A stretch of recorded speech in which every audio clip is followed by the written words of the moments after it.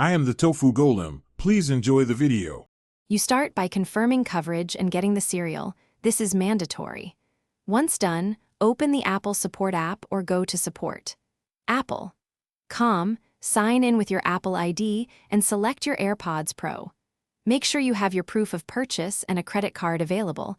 Apple holds payment or charges the $29 Applecare plus service fee. This first step verifies eligibility and prevents wasted time later. So don't skip the serial and coverage check. Now you create the replacement claim.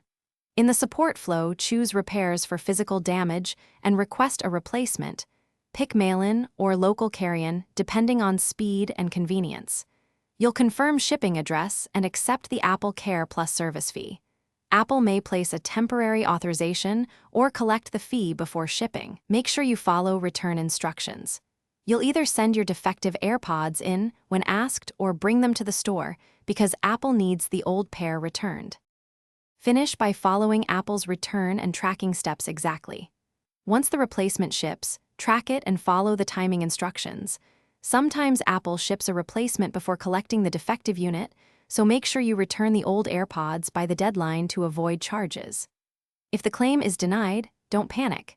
Get diagnostic screenshots, proof of ownership, serial number images, and request escalation through Apple Support. This resolves most disputes quickly when you explain the diagnostics and coverage. Thanks for watching. Consider subscribing if we helped you today.